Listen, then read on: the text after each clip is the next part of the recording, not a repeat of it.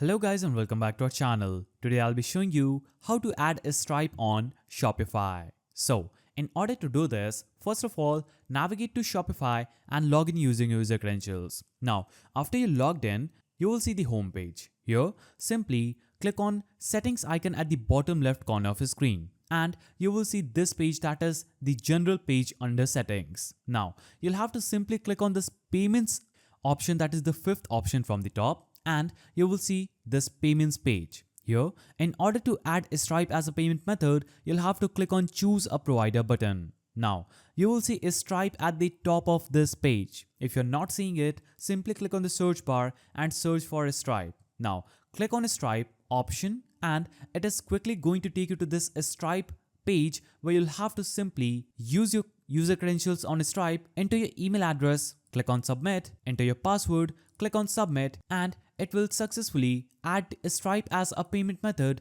to Shopify. So that is how you add Stripe to Shopify. If you found this video helpful, please don't forget to give it a thumbs up and thanks for watching.